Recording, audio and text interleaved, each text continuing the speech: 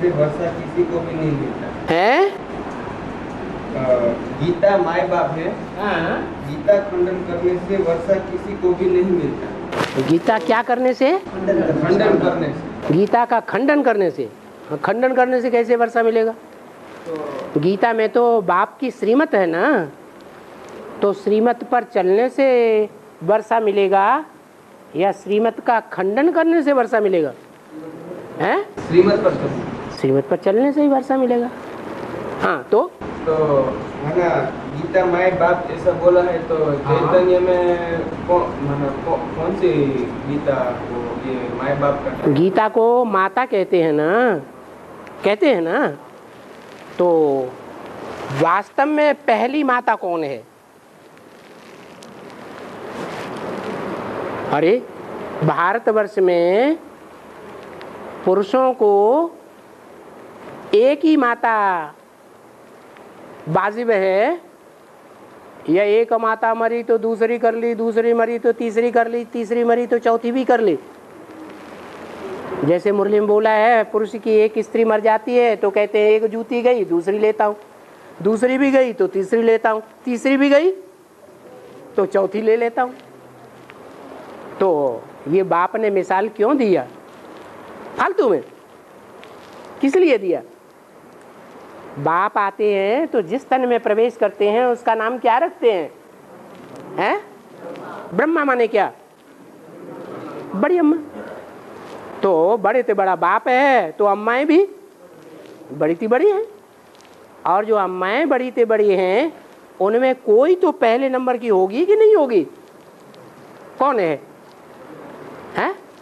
प्रजापिता ब्रह्मा। वो ब्रह्मा है कि नहीं? माई है कि नहीं? शिव आते हैं तो जिस तन का आधार लेते हैं ज्ञान का बीज डालने के लिए, वो कौन है? हैं? प्रजापिता ब्रह्मा है, जिसमें ज्ञान का बीज डालते हैं।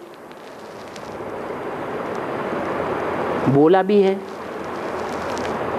मनुष्यों की बनाई हुई गीता में भी ये बोला है, क्योंकि द्वापर के आदि में जो पहला शास्त्र बनेगा वो सत्व प्रधान होगा, सात्विक होगा या राजसी तामसी होगा?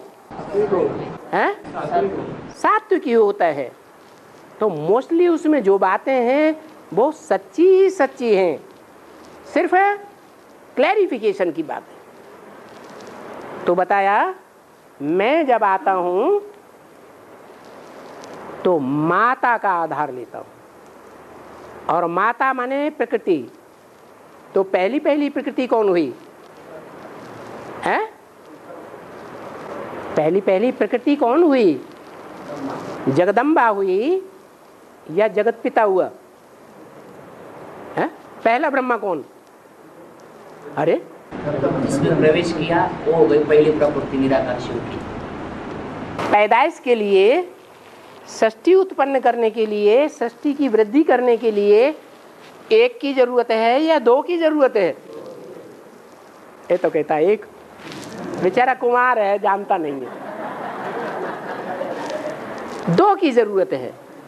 तो बाप आते हैं तो ऐसे नहीं है कि एक में ही प्रवेश करते हैं, दो में प्रवेश करते हैं। एक में प्रवेश करते हैं ज्ञान का बीज डालने के लिए। क्या? ज्ञान का बीज डालने के लिए। और दूसरे में प्रवेश करते हैं भक्ति का फाउंडेशन डालने के लिए। क्या? भक्ति होगी तब ही ज्ञान आएगा, या बिना भक्ति के आधार के ज्ञान आएगा? है? बाप कहते हैं ना, तुमने सतो प्रधान भक्ति की है तो तुम ही पहले सात्विक ज्ञान लेते हो। किसी ने तमो प्रधान व्यभिचारी भक्ति की है तो ज्ञान भी कैसा लेगा? है? एक से सुनेगा या दसियों बीसियों से सुनेगा? है? एक की बात पर चलेगा कि जिसने जो आया, जो सामने, हाँ ठीक है, यही बात हम समझ रहे थे, ऐसे ही होगा। तो व्यभिचारी बनेगा या अव्यभिचारी बनेगा? व्यभिचारी बन जाता है। तो बाप आते हैं तो प्रवेश तो दोनों में एक साथ करते हैं। एक में प्रवेश करते हैं ज्ञान का बीज डालने के लिए, और दूसरी में प्रवेश करते हैं भक्ति का फाउंडेशन। तो जो भक्ति का फाउंडेशन है, बाबा मुरली में क्या कहते हैं, तुम सब द्रौपदियां हो। पुरुषों के लिए कहा नहीं। तुम सब पार्वतियां हो, पुरुषों के लिए कहा नहीं। तुम सब भक्तियां हो, राम है एक, ऐसे बोला कि नहीं बोला। तो भक्तियों में श्रेष्ठ भी तो कोई होगी, अव्वल नंबर भी तो कोई होगी, वो कौन है? भक्तियां माने माताएं। माताओं की गोद में वो ज्ञान भी पलता है, वैराग भी पलता है, लेकिन ईश्वर का दिया हुआ ज्ञान पलता रहा, ईश्वर का बताया हुआ वैराग का रास्ता पलता रहा, या मनुष्यों के द्वारा बताया हुआ ज्ञान और वैराग्य पलता रहा। शास्त्रों में तो ये बातें आई हैं कि नहीं।